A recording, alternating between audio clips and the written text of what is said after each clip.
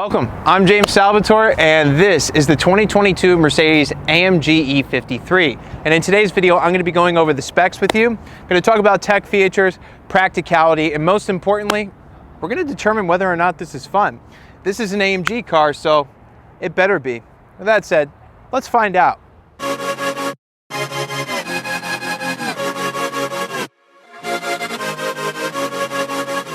Starting at $75,000, the 2022 Mercedes AMG E53 features a 3-liter turbocharged inline 6-cylinder coupled with a mild hybrid drive system.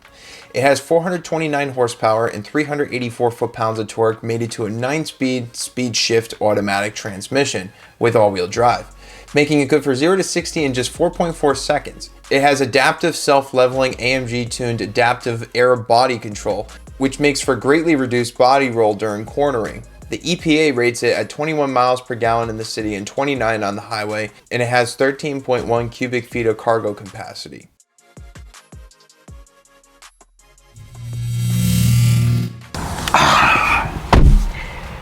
And on the inside, this is truly a nice place to be. I really love what Mercedes has done with the E-Class interiors just in general, and with the E53 AMG, they definitely step it up a notch. When it comes to materials, instead of everything being MB-Tex, the lower door cards, the armrests, steering wheel, everything's wrapped, the seats in nice high-end Napa leather. The upper door cards, basically anything you see expected to be Mercedes vegan leather or MB-Tex. But other than that, the layout in here, the feel of everything is just right on point to where it needs to be. I feel like it just has a little bit more personality than, say, the interior of like the BMW M550, which just kind of goes head to head with in terms of like price and where it is in the segment. And the tech in this car is equally as impressive. Taking a look at the steering wheel, you have the AMG Drive Select in this car, where you can control the drive modes directly from the steering wheel. And moving up to the top here, you have dual 12.3-inch displays, and you can see you can control everything via the touch pads here, which is nice, so you never have to take your hands off the wheel. And you do have 4 different layouts you could set. You have Classic, Super Sport, and Understated.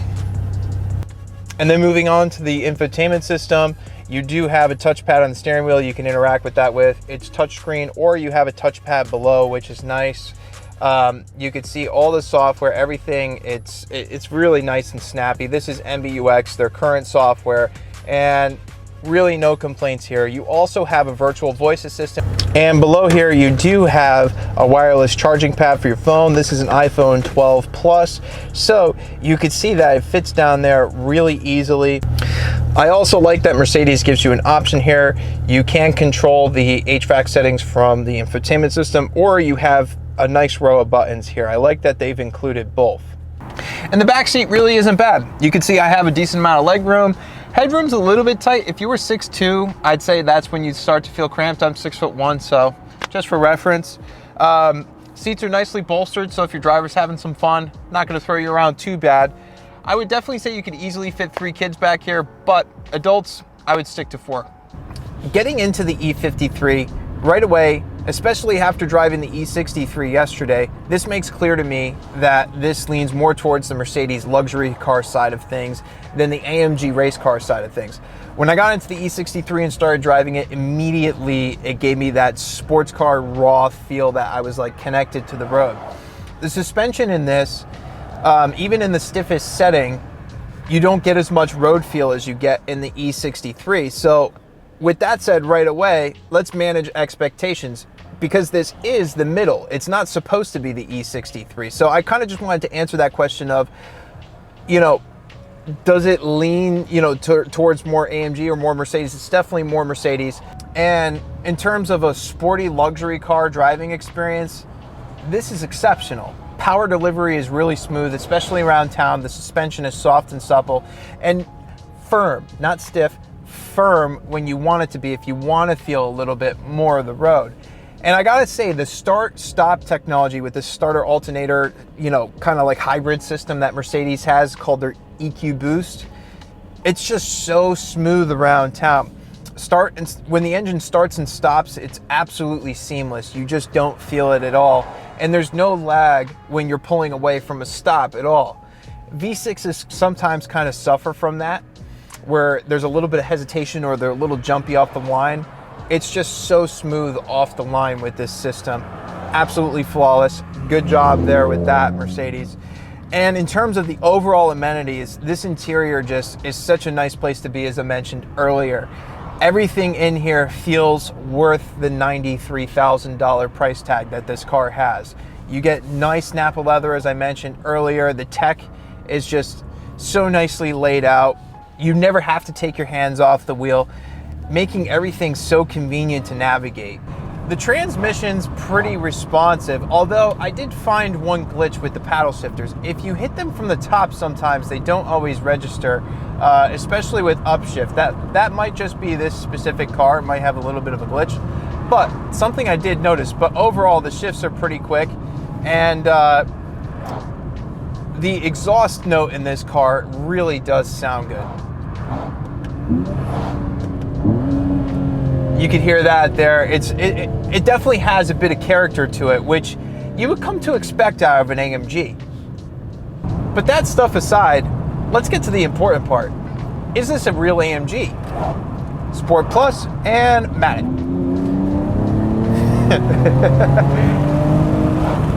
Yeah, I would say that this definitely has a healthy amount of power.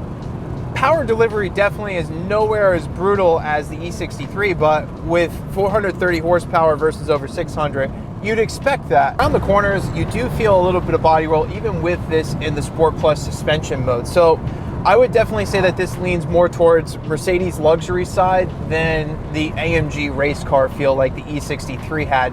And I'm not just saying that because the E63 had more power. It's overall the general personality between the two cars. The E63 in the stiff modes had little to no body roll at all and was definitely more responsive because it has the dual clutch transmission. That's not knocking this car. I just want to manage expectations with what you should expect out of this versus the 63. And let's get a little acceleration. From a dead stop, here we go.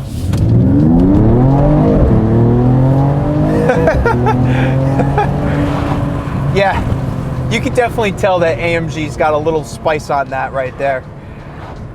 Definitely satisfying. Downshifts are nice and crisp. And the exhaust note is exactly what you'd expect out of AMG. Unfortunately, no crackles and pops on the down run, on the overrun. I don't know why they haven't done that. In most AMG vehicles, you do hear that, but it's still a very satisfying and aggressive exhaust note. And the active exhaust is a nice thing to have in this car because with the click of a button, it really does get quiet. I mean, just listen to the difference with that versus, yeah, I don't know if it comes across very good on camera, but there is a notable difference. If you're enjoying the video right now, be sure not to forget to hit the like button, subscribe, turn on that bell notification. It would mean a whole lot to me. As you can see on the channel, I do lots of cool cars, and if you're an automotive enthusiast, you're not going to want to miss out. So be sure to join me. Now let's get back into the video.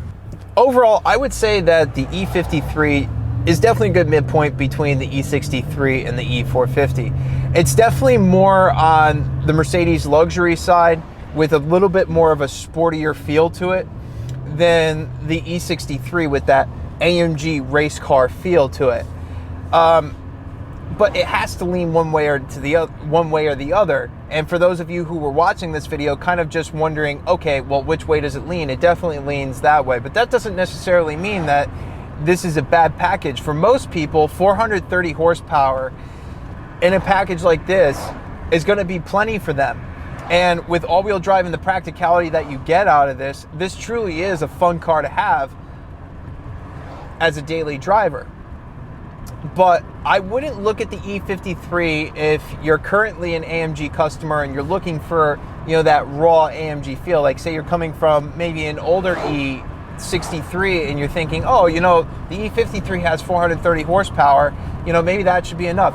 I would say the E63 definitely still takes that more raw feel to it, but I would look at buying the E53 if you want something with the aggressive looks of the AMGs with a little bit of a sporty luxury car feel. That's what this really is overall. And it's a great package. You know, you get cutting edge tech, you get year-round usability with the all-wheel drive, and you could fit people in here very, very comfortably. And it really does turn heads. So I definitely think it's worth checking out, but only if you're looking for a sporty sedan and not necessarily that, you know, sports car sedan feel. In that situation, for the price point, I do think that the BMW M550 that I reviewed a little earlier this year, I'll leave a link to that video, may be a little bit better in this segment. That sums up things for the E53. I hope you enjoyed it. If you haven't done so yet, be sure to hit that like button, subscribe, and turn on that bell notification so you don't miss out on next week's video. Before I go, I'd like to say a special thanks to my friends down at Mercedes-Benz of Fairfield, Connecticut for making today's video possible. They're an awesome, super helpful, friendly group of people to work with. And if you're in the market for a new Mercedes, especially an E53, be sure to check out their contact information in the description below so you don't miss out on it. It won't last for long, trust me. With that said, thank you for watching, and I'll see you next video.